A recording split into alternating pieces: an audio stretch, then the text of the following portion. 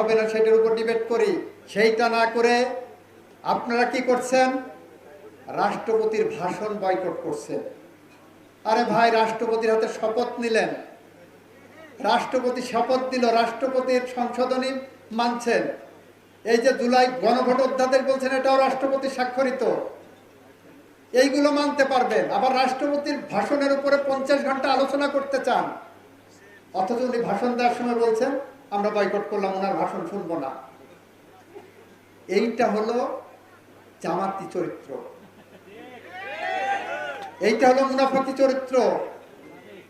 আপনি বলবেন একটা, করবেন একটা, বিশ্বাস করবেন একটা, করবেন একটা। জুলাই সনদ বলতে বলতে মুখে ফেনা উঠে গেছে আপনাদের। জুলাই সনদের 22 নম্বর ক্লজে লেখা আছে যে জুলাই সনদ স্বাক্ষরের পরবর্তী সাধারণ নির্বাচনে রাজনৈতিক দলগুলো, স্বাক্ষরকারী রাজনৈতিক দলগুলো কমপক্ষে 5% মহিলা থেকে প্রার্থী করবে।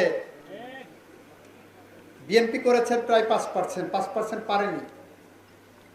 জামাত একজন কেউ দেয়নি, এনসিপি একজন কেউ জুলাই সনদের আওতায় কাউকেই মনোনয়ন দেয়নি, কোনো নারীকে। তা আপনি কি করে জুলাই সনদ মানলেন?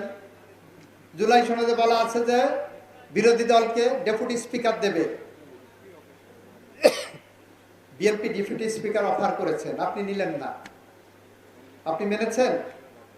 জুলাই সনদে বলছে যে সনদের এই ধারাগুলো সংবিধান সংশোধন সাপেক্ষে কার্যকরী হবে, আপনি সেই লাইনে নাই। আপনি জনগণের মধ্যে বিভ্রান্তি ছড়াচ্ছেন, আমরা সেই বিভ্রান্তির বিরুদ্ধে।